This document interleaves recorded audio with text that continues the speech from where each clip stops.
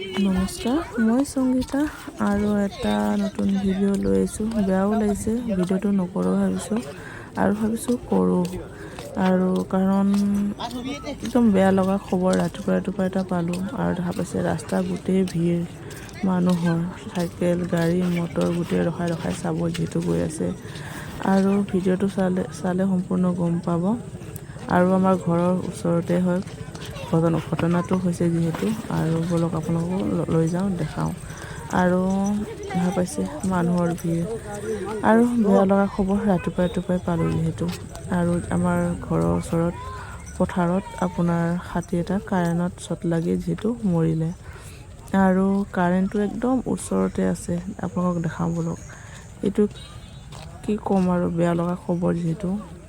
আৰু আমি এটা সৰু আমাৰ যিটো মানুহৰ জীৱনটো এটা সৰু পেটৰ কাৰণে আমি কিমান কষ্ট কৰোঁ নহয় জানো। আৰু হাতীটো কিমান ডাঙৰ পেট, সিহঁতে যিহেতু পাহাৰত খাবলৈ একোৱেই নাপায়, গছ-গছনি একোৱেই নাই।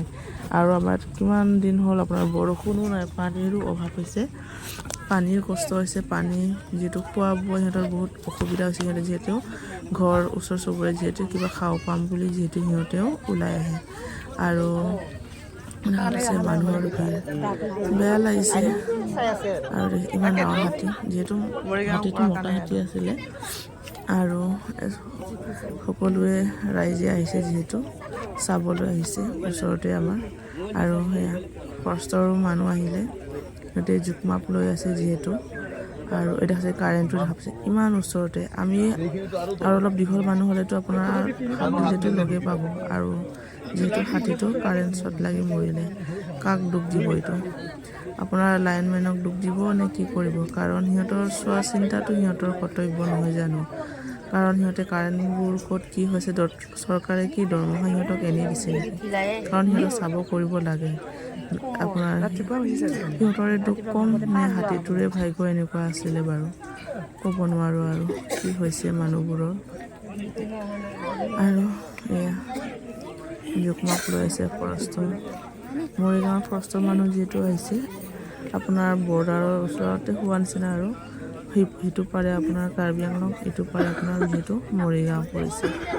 আৰু বেয়া লগা ছাতিটো চকুটো চালতে চকু পানীৰ পৰা বৈ আহিছে, দেখা পাইছেনে?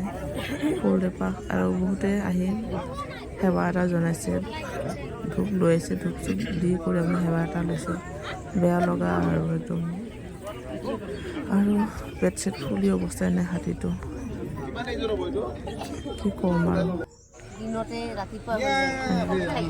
বহুতে সেৱা কৰাইছে যিহেতু গণেশ বাবাক। আৰু চকু চকুটো দেখি একদম বেয়া লাগিছে, চকু পানী একদম বৈ আহিছে, কিমান চাগে শ্বট গোটাইছে। আৰু হাতীটো আমাৰ ওচৰ চুবুৰীয়াতে, আমাৰ ঘৰৰ পিছফালেও হেনো আহি কৰি গৈ থাকে হাতীটো। এইখিনি জেগাতে যিহেতু ঘূৰিয়ে থাকে হাতীটো। আৰু হেনো আজি কৰিবলগীয়া বেয়া লগা খবৰ।